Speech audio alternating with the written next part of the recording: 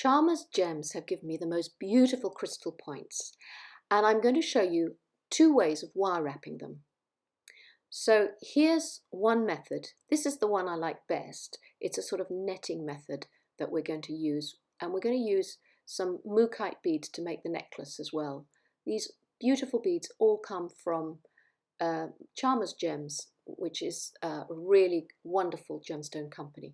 Now I'm using 0.4mm wire. I've cut two lengths, and I'm going to just go past the center point and twist those two pieces together about 3 times. So these lengths are about 8 inches, I'd say. So you can see there's the twisted area. And now I'm going to leave a little gap. And the gap should be big enough to slide over the point of your crystal. So just check. And if you make it too big, you can always make it smaller by twisting it tighter around it. But make that gap and then 3 twists again on the other side, and then bend the wires at right angle on each side to the twists.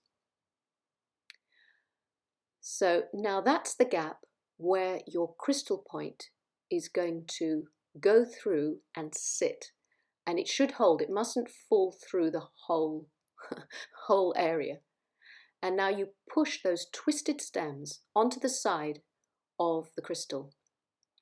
Now bring the 2 wires on each side together and cross them over at the center, and then twist again 3 times. And then make sure that the wires go to a right angle from the twist, and you're going to push that twist onto the side and hold it. And then go to the opposite side of the crystal and do exactly the same.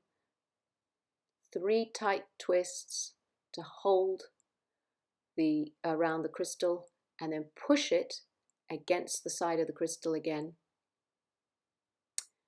and bring the wires to a right angle to the top of the twist. And again, so you keep repeating this twisting method, and what you'll get is a sort of netting. It's like a sort of basket netting. It's very simple to do once you've got the hang of it.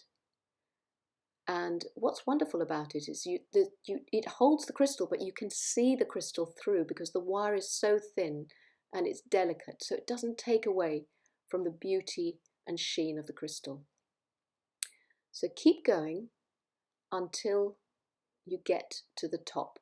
And the top of the crystal is usually a little bit raw and rough, which is great because it means the wire is going to hold much better because it's not so smooth and polished. So all the way up, I mean, you can make these twists longer so that the netting isn't as small and delicate. You know, it's really up to you. It depends on the crystal too that you're working. If it's a chubby, chunky one, you'll probably make bigger, chunkier netting. So I'm nearly there. I'm coming up to the top, and I'm just going to keep going until they join together. You can see how it all works together. This sort of it just looks very delicate around the sort of pencil point of the crystal. So now I'm getting a smaller area to the top. I'm going to bring those 2 together so it really holds at that very top of the piece, and I think I'm about ready to put these 2 together. Now I'm thinking about putting a bead at the top of mine. But if you're not, you can actually twist all 4 wires together and make a link out of them. But I'm going to just twist 2. So I'm going to take one from one side, one from the other to join it, and then keep the others out. So I'm going to keep 2 away and then twist 2 together, because I know that the bead I want to use, one of the mookaite beads, won't fit on 4 pieces of wire, but it'll fit on the just twisted stem of 2. So there's my twisted stem. I'm just going to cut off the excess, and I'm going to thread my bead just for the top of my pendant, and then I can make a wrapped loop with a twisted stem. So a wrap loop is just place your round nose pliers, make a round loop, and then wrap the rest of the wire just under that loop, just above that bead, to hold it so that it cannot open. So a couple of wraps. You don't want too much, just a couple of wraps to hold it, because you don't want to take away really from the delicacy and beauty of the crystal. So that's done. That's my suspension link ready to go on a chain or a cord. And now I'm left with these two. Now you can do anything. You could wrap them around, and you could make a spiral on each side to cover the wrap. I think I'm just going to wrap them and then cut them off, because the crystal is so beautiful that I don't think it needs much more embellishment. And I'm going to make the necklace a feature in this particular project. So once you've wrapped it round and it's all nice and tight, just do that with each of these wires. You don't want it too thick and chunky. And then just make sure that there's no excess wire sticking out that can catch.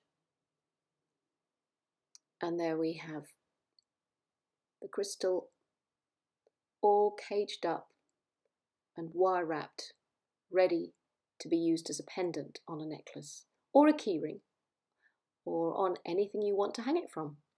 It could be as a window decoration. The necklace I'm making with the beautiful mookaite beads is just threaded onto nylon filament, and all I'm doing is threading a bead and then a jump ring. So I've made some jump rings, cut them through the coil. I've made sure they're completely closed, and then I thread that on, followed by a bead. And what these silver jump rings do, they just separate the beautiful mookaite beads, because they're all different colours and you just want to show off this sort of beautiful range and tone of colour. It just really emphasises that with that separation. So there it is, a finished handmade necklace. And here's another idea with a twisted circle. Right, now for my second type of wire wrapping. So here's another beautiful crystal point, and I'm going to show you a sort of caged idea. I'm using 0.8 for this one. So I start off by making a small circle with the tips of my round nose pliers, and I'm just going to make a tight spiral. So this spiral must be just that bit bigger than the diameter of, or the width of, my crystal point. So once I've achieved that, because it's got to sit around the top of it, once I've achieved that, then I can cut off, leaving a nice stem.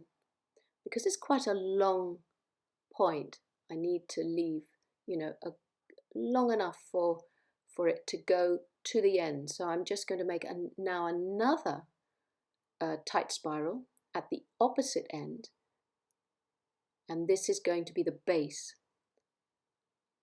where the crystal point sits, the pencil point bit. So that end, you just make a slightly bigger circle for the point to sit through, and bring those two spirals together, leaving a bit of a gap. You want the gap to be as long as the point. And then push through the spiral so that you can separate the coils and bring it out so it becomes a bit of a cone. So you need your fingernails and the tips of your chain nose pliers. Yes, it's a bit fiddly, but you can see you pull it out and you get this sort of curly-whirly cone thing.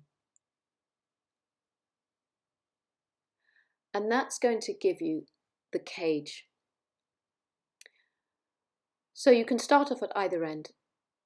Put one side of the cone onto the top or the base, whichever way you're working, and then push that other length of wire around